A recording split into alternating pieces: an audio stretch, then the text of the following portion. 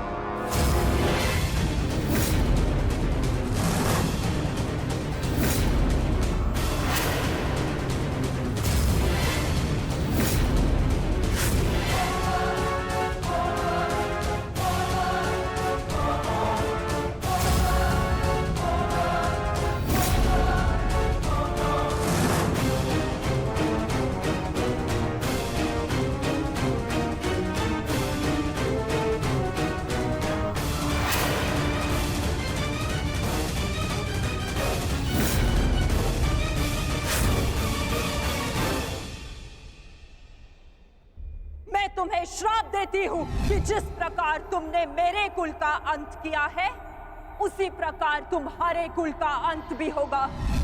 तुम्हारा कुल भी ऐसे ही आपस में लड़कर नष्ट हो जाएगा।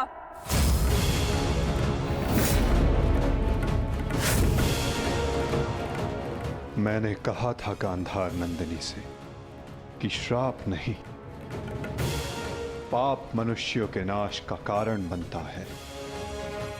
आज यादवों के पाप उनके नाश का कारण बनेंगे।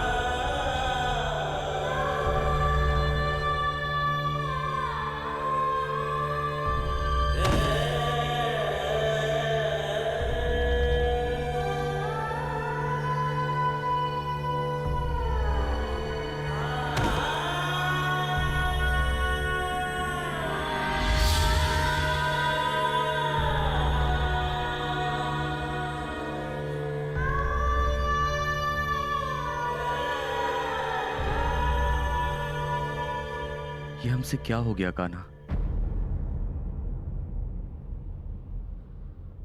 हमने अपने ही कुल का नाश कर दिया। नहीं दाऊ, मनुष्य का विनाश उसके पाप कर्मों से होता है। यही नियति है। और यादवों ने अपनी नियति स्वयं चुनी। जब जब मनुष्य अपने भीतर मद, दांभ और क्रोध को जगाएगा, तब तब वो ऐसे ही भूमि पर सो जाएगा।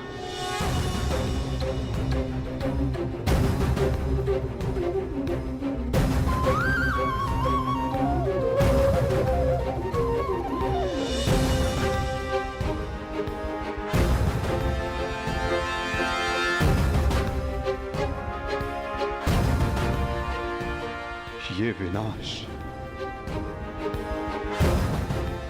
संसार के लिए एक उदाहरण होगा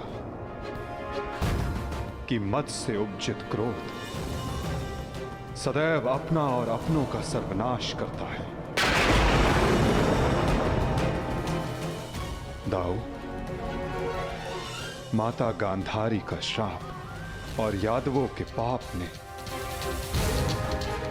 दोनों ने मिलकर सब समाप्त कर दिया दाऊ। किंतु इन सब का अर्थ क्या है कान्हा?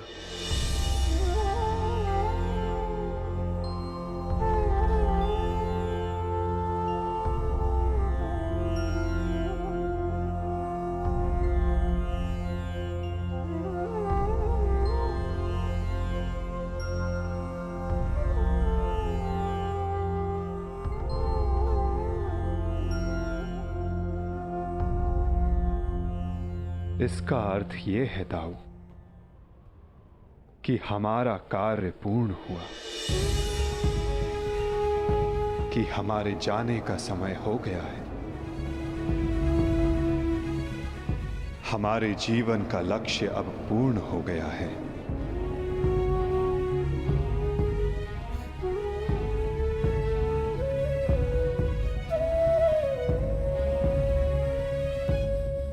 जब अंत आ रहा है तो प्रारंभ से हो।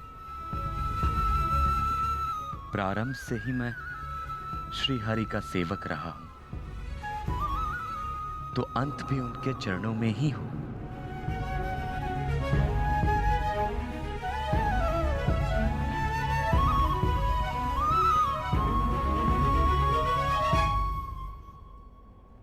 नमो भगवते वासुदेवाय।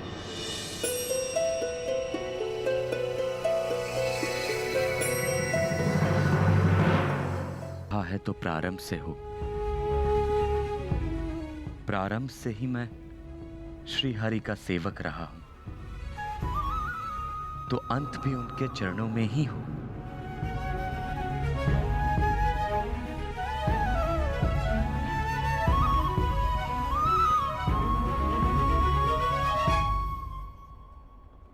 नमो भगवते वासुदेवाय।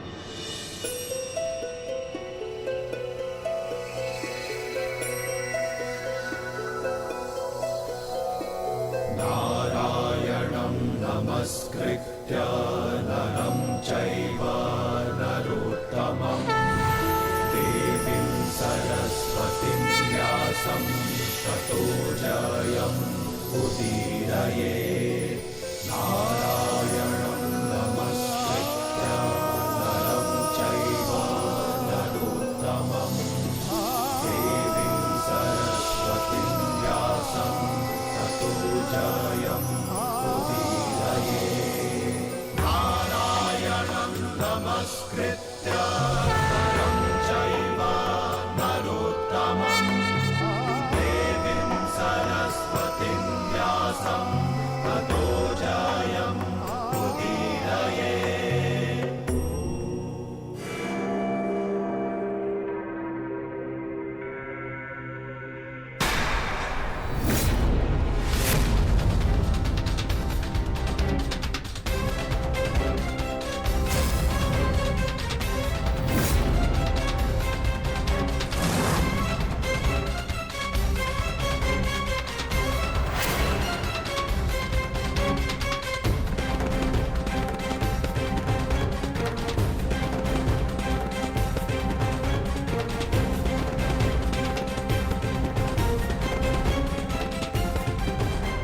हे ईश्वर, ये कैसा नरसंहार है? कहीं माधव इसी अंत की बात तो नहीं कर रहे थे? परंतु माधव है कहां? माधव कहां हैं आप?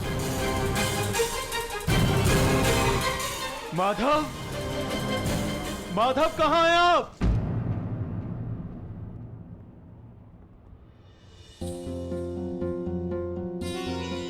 ये तो माधव के चरण चिन्ह है।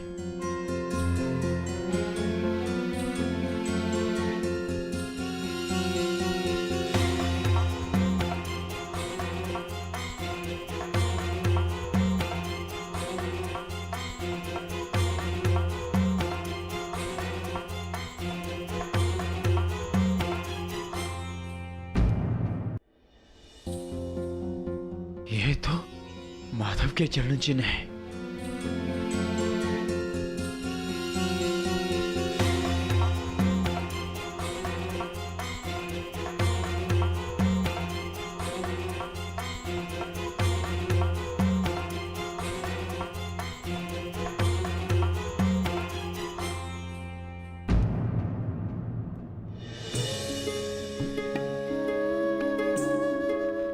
माधव,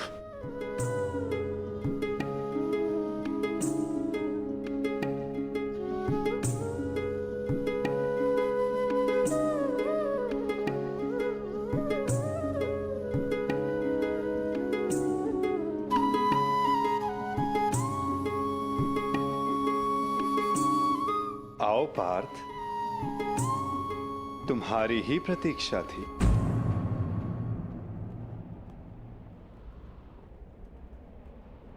तुम्हें आना ही था, क्योंकि मेरे जाने का समय हो गया है।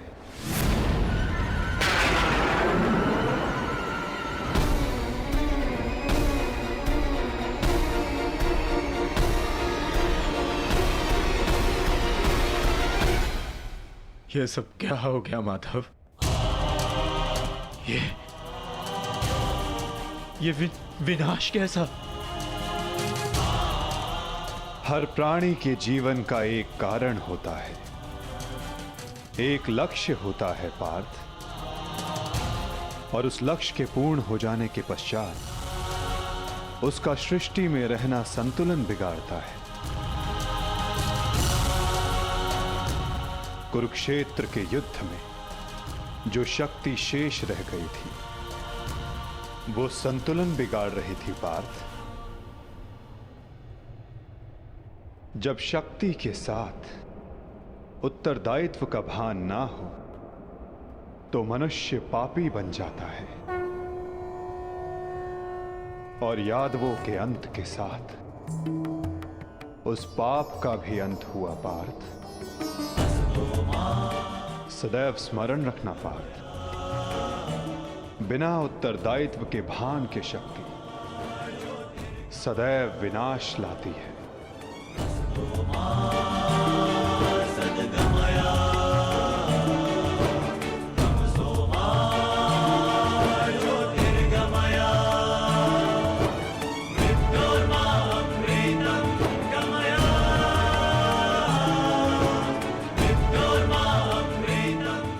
मेरे लिए क्या आदेश है माधव?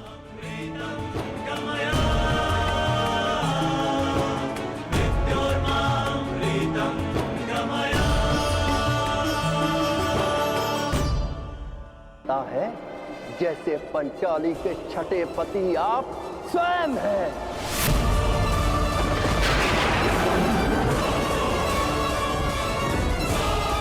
कृतवर्मा!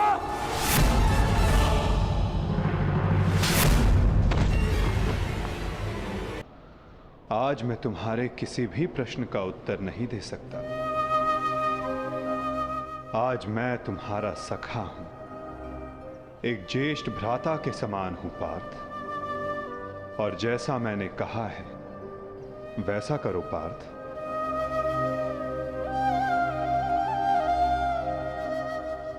अभी किसी और से मिलने का समय है।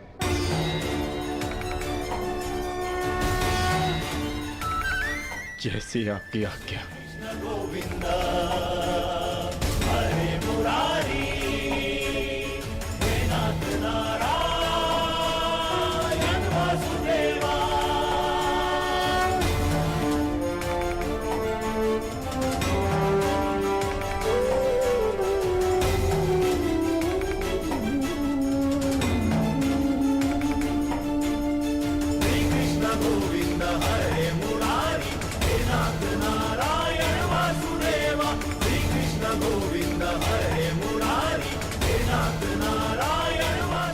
प्रणिपात।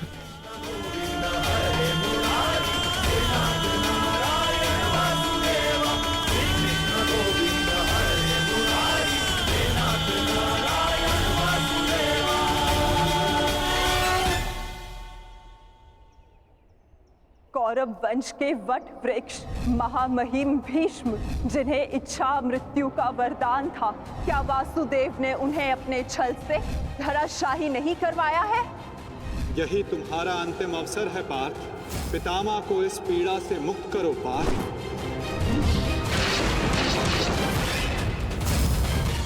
वासुदेव ने द्रोण पुत्र अश्वत्थामा की मृत्यु का छल रचकर आचार्य द्रोण का वध नहीं करवाया है? क्या मेरे पुत्र दुर्योधन की रक्षा कर रहे उसके मित्र कर्ण को छल से नहीं मरवाया है वासुदेव ने? अंगराज को युद्ध का आवाहन दो पार्थ। यदि अंगराज के हाथों में विजय धनुष आ गया तो तुम कुछ नहीं कर पाओगे पार्थ। बाण संधान करो पार्थ। पुत्र दुर्योधन पर युद्ध के नियमों के विरुद्ध जाकर प्रहार किया गया, क्या वो वासुदेव का छल नहीं था?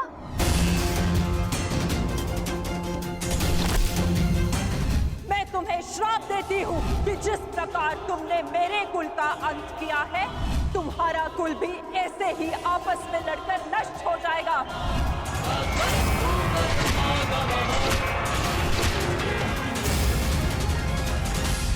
एक बहुत ही बुद्धिमान ज्ञानी पुरुष ने मुझसे कहा था कि मनुष्य अपने प्रत्येक चयन का परिणाम स्वयं भुगतता है।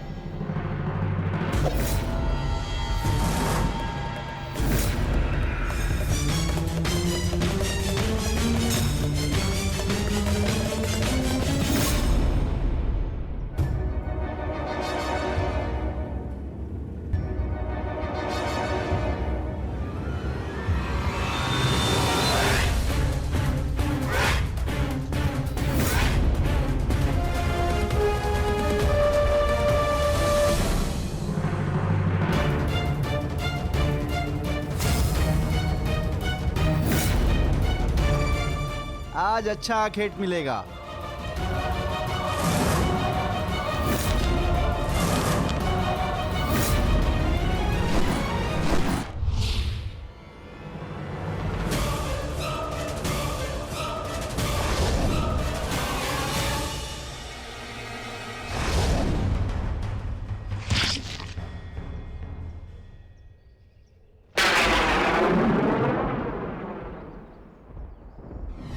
ये बाण मेरा चरण भेद नहीं पाया, परंतु अब से मेरे शरीर का ये भाग सबसे दुर्बल होगा और अब कोई भी बाण मेरे इस स्मरण स्थल को भेद पाएगा और यही मेरे इस देह को त्यागने का कारण बनेगा।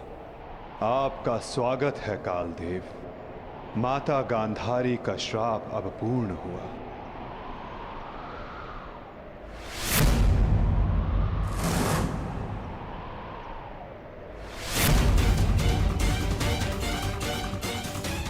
श्री कृष्ण, ये कैसा अनर्थ हो गया मुझसे?